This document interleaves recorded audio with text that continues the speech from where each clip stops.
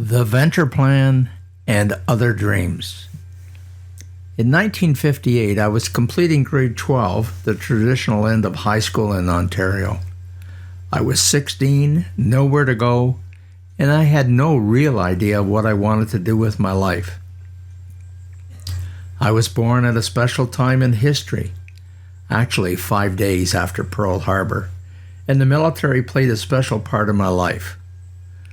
War was a game we played in Jessop's Woods, and we all had some semblance of Canadian military dress, including helmets, all leftovers and souvenirs from World War II. As we grew older, we could play a more sophisticated version of the game of war. In Prescott, we had Army cadets, which were compulsory in high school, Air Cadets, which I did join, in our Army Reserve Unit, the 4th PLDGs.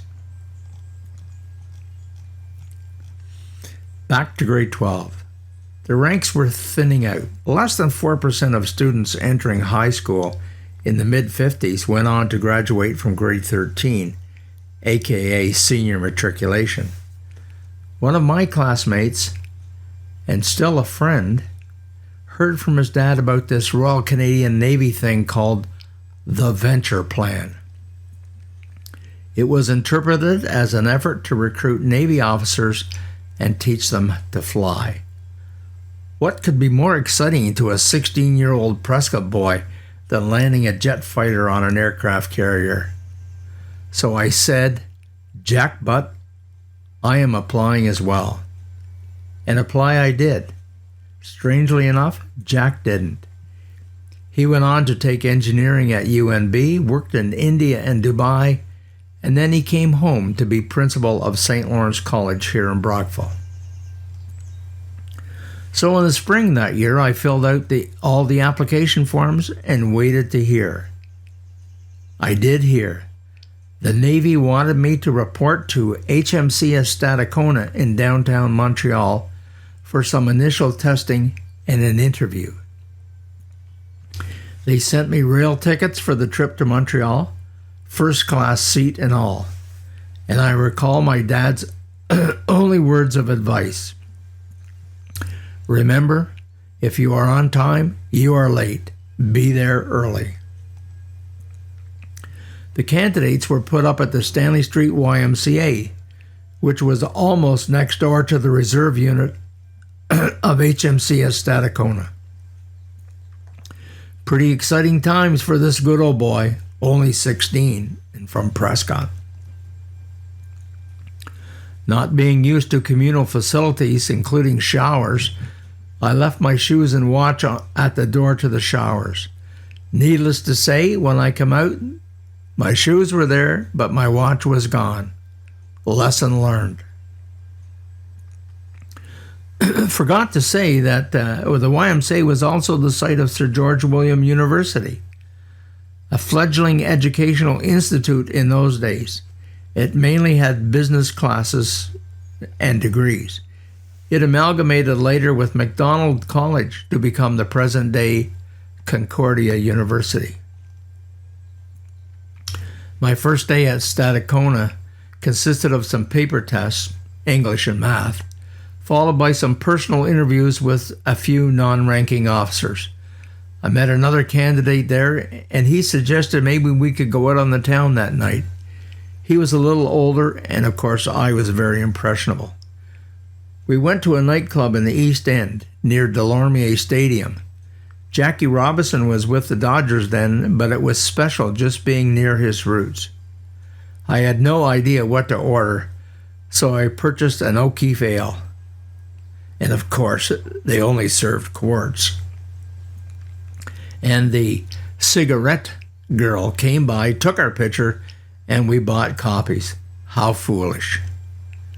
The second day was a very intimidating interview. I was marched into a room and seated at a singular, simple chair about 20 feet from a table of officers in full naval dress, and all staring at me.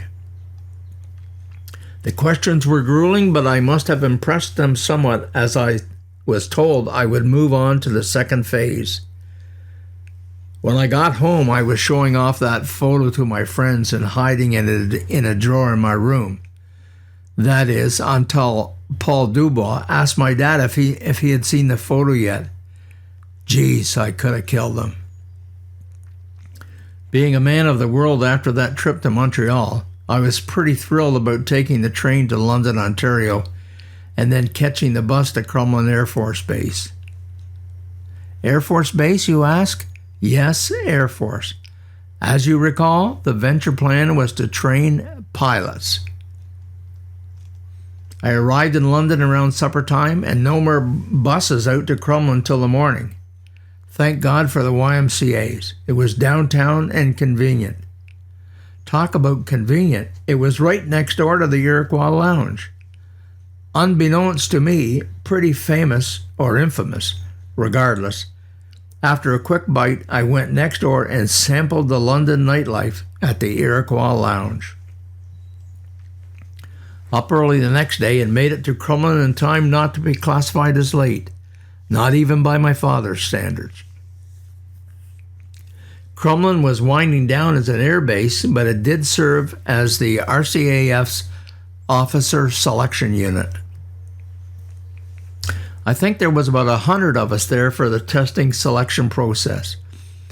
10 days of a very intensive activity, a lot of mental testing. I recall they would have a string of numbers, say maybe one every 3 seconds or less, and you had to keep track and announce the sum of every other pair. Challenging. We sat through sessions in a compression chamber and we were quizzed while we were in there. We also had sessions on a simulated flight trainer. I think it was called a Link flight trainer, maybe even manufactured in Gananoque. The simulator had you climb up into the cockpit. The room was spherical and dark. You had 3 controls for the craft, all new to me. There was the stick, of course, and 2 pedals. And with these, you had to master the 6 degrees of freedom. There was a horizon painted all around the room, and the testing officer sat in the room, but you couldn't see him. I wasn't kicked out the first day. In addition to the physical and mental testing, there was the leadership aptitude testing drills. These also included problem solving. In teams of 5 or 6, we had to traverse an obstacle course, figuring out on the fly, and we were timed, how to get from point A to point B. We were working with things like box horses, hanging ropes, etc. I did have my first experience of having pancakes for breakfast. I never had them at home, but boy, their pancakes Air Force style were huge, and there was always lots of maple syrup. Well, it was Canada. I remember one guy that I had made friends with was sent home. The ranks were reduced on almost a daily basis. He was too tall to fly jets. After 10 days, we were shipped out late in the day, once again having to spend the night in London. This time I was a little more civil, and as a group, we went and listened to a concert in the park. I think it was a weekly tradition. I did recall going by Labatt Stadium, which housed ORFU football, just one rung below the CFL. As you may well have guessed it, I didn't go to BC to join the venture program, but I wasn't mustered out either.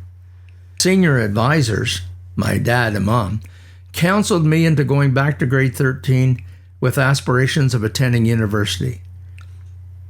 I informed the Navy and to this day wonder what would have happened if I had accepted their offer, gone to Esquimalt for 2 years, and then Pensacola for aircraft training. The blue beyond.